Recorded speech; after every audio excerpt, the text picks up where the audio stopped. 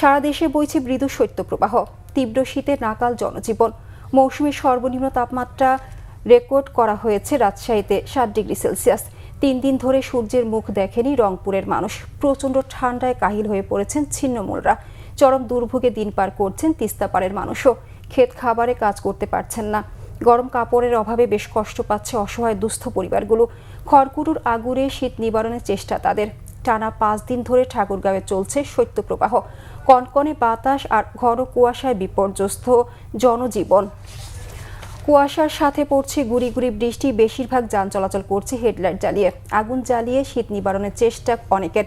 ঠান্ডায় কাবু গবাদি পশু। মৃদু শৈত্যপ্রবাহের কবলে পড়েছে সর্বোত্তরের জেলা পঞ্চগড়। চরম বিপাকে পড়েছে নিম্ন আয়ের মানুষ। তেঁতুলিয়ায় মৌসুমের সর্বনিম্ন তাপমাত্রা রেকর্ড করা হয়েছে সকাল 9টায় 8.6°C।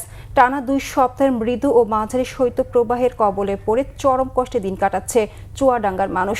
প্রায় দিনই আকাশে সূর্যের দেখা মিলছে না। চারিদিকে ঢেকে থাকছে কুয়াশায়। সকাল 9টায় চুয়াডাঙ্গার সর্বনিম্ন তাপমাত্রা রেকর্ড করা হয়েছে 7.5°C। উত্তরের হিবেল হাওয়া বইতে থাকায় জনদুর্ভোগ বেড়েছে কয়েক গুণ। কনকনে শীতে বিপর্যস্ত দক্ষিণ পশ্চিমাঞ্চলের জেলা যশোর। টানা 2 দিন ধরে সূর্যের দেখা মেলেনি।